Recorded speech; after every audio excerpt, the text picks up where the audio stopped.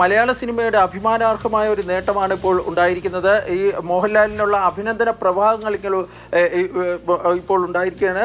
നിരവധി പേർ അദ്ദേഹത്തെ അഭിനന്ദിച്ചുകൊണ്ടുള്ള ഈ സന്ദേശങ്ങളൊക്കെ ഇപ്പോൾ അയക്കുന്നുണ്ട്. അതിലേറ്റവും പ്രധാനപ്പെട്ടത് കേന്ദ്രമന്ത്രി അശ്വിനി വൈഷ്ണവിൻ്റെ, അതായത് വാർത്താവിതരണ മന്ത്രാലയത്തിലെ ചുമതലയുള്ള അശ്വിനി വൈഷ്ണവിൻ്റെ ആശംസാ സന്ദേശം ഇപ്പോൾ പുറത്തു വന്നിരിക്കുകയാണ്. ലാലേട്ടൻ അഭിനന്ദനങ്ങൾ എന്നാണ് അശ്വിനി വൈഷ്ണവ് ഇപ്പോൾ എക്സിൽ കുറിക്കുകയും ചെയ്തിരിക്കുന്നത്.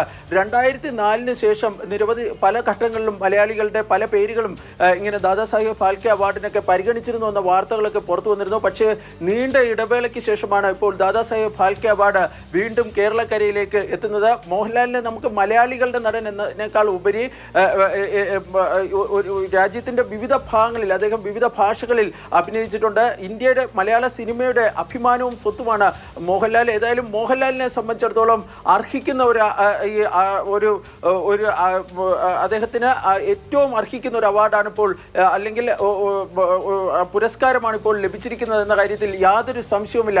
ഏകകണ്ഠമായിട്ടാണ് ഈ ദാദാസാഹിബ് ഫാൽക്കെ അവാർഡ് നിർണയ സമിതി ഇപ്പോൾ മോഹൻലാലിൻ്റെ പേര് ഈ അവാർഡിനായി ശുപാർശ ചെയ്തിരിക്കുന്നത്. തുടർന്ന് കേന്ദ്ര സർക്കാർ ആ ശുപാർശ അംഗീകരിക്കുകയും ഈ വരുന്ന 23-ന്, അതായത് ചൊവ്വാഴ്ച ഡൽഹിയിലെ വിജ്ഞാൻ ഭവനിൽ നടക്കുന്ന പ്രൗഢഗംഭീരമായ ചടങ്ങിൽ വെച്ച് ഈ പുരസ്കാരം മോഹൻലാലിന് കൈമാറി എന്നാണ് ഇപ്പോൾ കേന്ദ്ര സർക്കാർ വ്യക്തമാക്കുകയും ചെയ്തിട്ടുള്ളത്.